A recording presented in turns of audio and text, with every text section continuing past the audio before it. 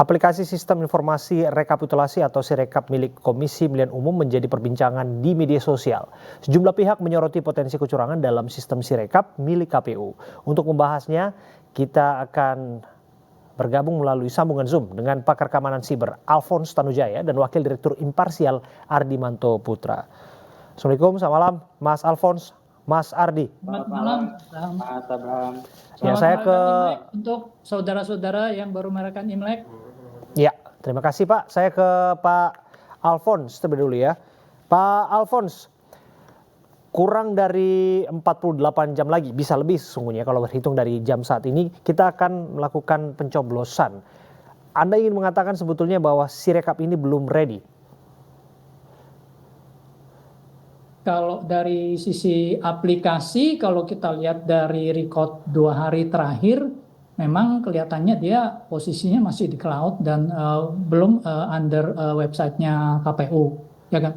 Biasanya itu masih tahap beta dan belum final. Jadi itu mungkin merupakan salah satu indikasi, tetapi mungkin kita perlu ada penelitian lebih jauh lagi, ya kan?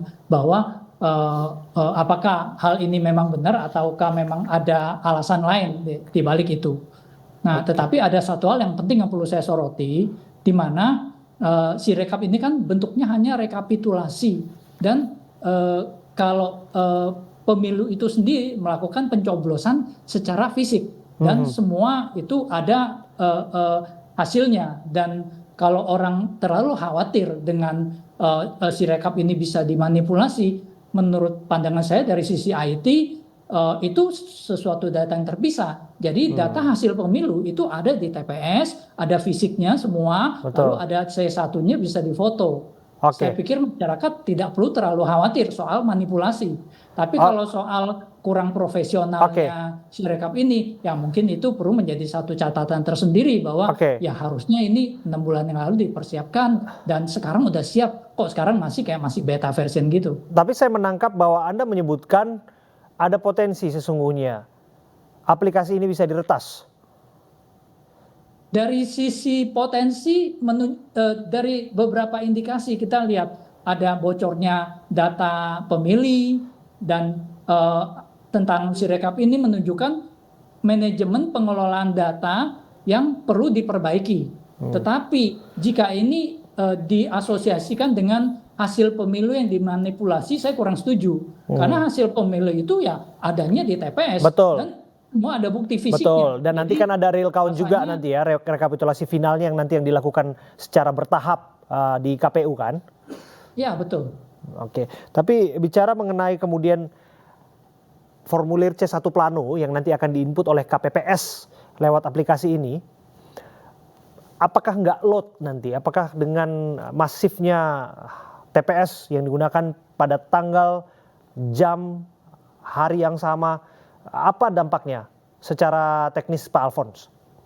Dampaknya dampak terburuk yang bisa saya lihat adalah hasil dari pemilu ini akan menjadi sangat lambat terupdate. Dampak terburuk, katakan websitenya down atau katakan berhasil dimanipulasi, tetapi data asli tidak akan bisa dimanipulasi. Dan secara hukum yang berlaku adalah data asli yang ada di TPS itu.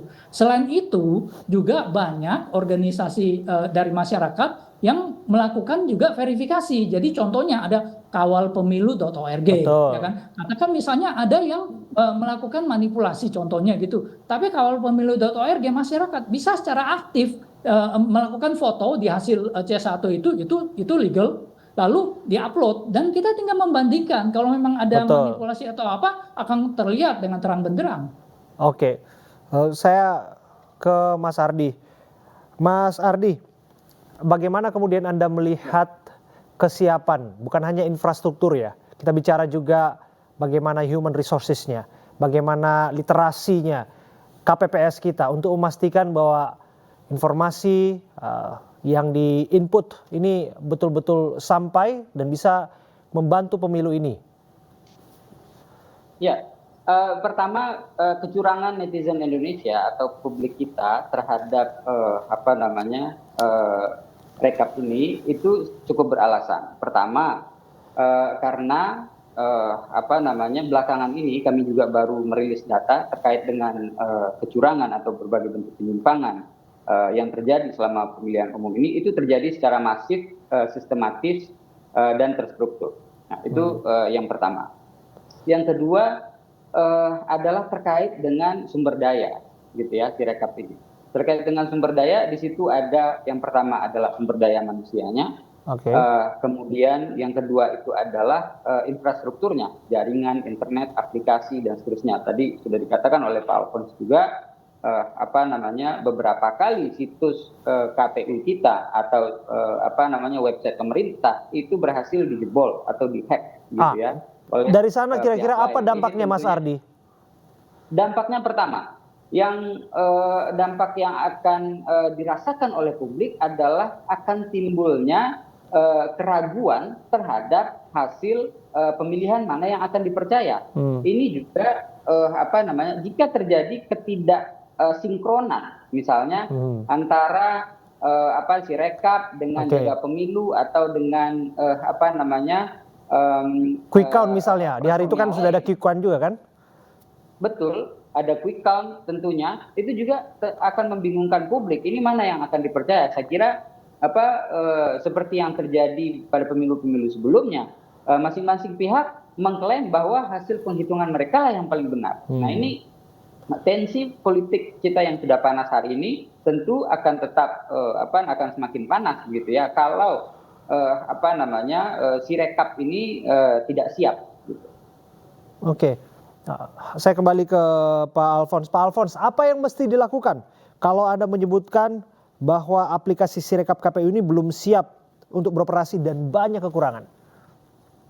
Saya hanya berharap itu merupakan indikator yang salah. Jadi kita lihat ini sudah nggak bisa apa-apa. Kita tinggal 1-2 hari lagi udah jalan, the show must go on, dan the worst case-nya ya perhitungan manual yang akan mengakibatkan informasi berjalan sangat lambat. Itu yang the worst case. Tapi kita harapkan ini berjalan dengan baik, dan sistemnya yang saya tahu kan mereka melakukan di foto, lalu pakai OCR, Optical Character Recognition, untuk melakukan update data. Dari sistemnya menurut saya cukup aman, dalam arti aplikasi untuk mengupdate ini tidak tersedia secara online. Jadi hanya khusus petugas TPPS gitu loh yang bisa mengupdate. Jadi kalau kita khawatir soal itu bocor, rasanya itu karena di intranet dan jaringan yang terbatas, rasanya kemungkinan kecil. Jadi kemungkinan misalnya bisa diretas pun situsnya Sirekap atau situs KPU, andaikan bisa diretas ya kan, itu tidak mengubah fakta bahwa apa yang ada di TPS itu nggak bisa diubah. Karena itu fisik. Jadi yang saya lihat delay yang akan lama ini yang mungkin ya semoga jangan disalahgunakan untuk mendelegitimasi dari KPU, karena kita semua yang paling rugi kalau terjadi delegitimasi atau kekacauan. Yang kalah pasti nggak mau mengakui atau apa, lalu melakukan hal ini, menimpakan ini. Saya pikir itu kurang. Ya, hari-hari ini apapun bisa dipolitisasi emang, betul. Apalagi angka hasil pemilu, banyak publik yang menunggu. Pak Alfons, barangkali Anda punya pandangan, apa yang mesti dilakukan untuk meminimalisir resiko peretasan? Oke, jadi sebenarnya untuk meminimalisir resiko peretasan semuanya sudah mudah ya. KPU udah punya dananya, punya pendukung dari semua stakeholder juga mendukung. Itu ikuti standar pengelolaan data yang baik, ada dan mudah diikuti, ISO 27001, 27701, cuman mereka disiplin nggak ngikutinnya. Itu yang pertama. Yang kedua, untuk legitimasi, mungkin saya pikir saat ini yang harus kita lakukan, KPU membuka diri kepada pihak luar untuk melihat, silakan mau lakukan audit, mau lakukan cross check supaya legitimasinya kuat. Contohnya misalnya yang saya katakan tadi, ada banyak website kan, ada kawalpemilu.org, ada goodkind.id, ada di KPU sendiri kalau kita mau cek ada cek KTP, cek dptonline.kpu.go.id. Itu merupakan satu kemajuan yang saya apresiasi. Saya cuma masukin nicknya saya sudah tahu saya di DPT mana, dan saya bisa melakukan pencoblosan. Itu satu efisiensi. Kalau dulu kan masih ada kertasnya, ada apanya gitu. Itu kita ada, saya lihat ada kemajuan juga, walaupun memang tertatih-tatih ya. Oke, Mas Ardi, Anda sependapat mengenai hadirnya third party lah, pihak ketiga di sana yang untuk memastikan sekaligus memberikan pengawasan bahwa hasil benar-benar real yang ada di lapangan terinput dengan baik, barangkali juga bisa memberikan masukan ya kepada KPPS andai kata mereka memang nggak punya literasi untuk input dan lain sebagainya untuk bisa menginput C1. Ya, betul. Pengawasan berlapis itu menjadi hal yang urgent. Di tengah situasi ketahanan atau resilience digital security kita itu yang menurut saya cukup rendah hari ini. Pengawasan berlapis ini mulai dari pengawasan oleh Bawaslu, pengawasan oleh lembaga-lembaga pemantau pemilu, pengawasan oleh publik atau masyarakat sendiri, gitu ya. Nah, jadi untuk menghindari terjadinya hal-hal yang saling klaim atau kerancuan atau kebingungan publik, gitu ya, kemana harus merujuk, begitu ya, data mana yang harus dipercaya, begitu. Saya kira pengawasan berlapis ini penting untuk dilakukan, khususnya terhadap aplikasi Sirekap ini. Oke, terima kasih Mas Ardi Manto Putra, terima kasih Mas Alfon Tanujaya sudah hadir dan memberikan pandangannya kepada kami di Selamat malam. iNews Prime.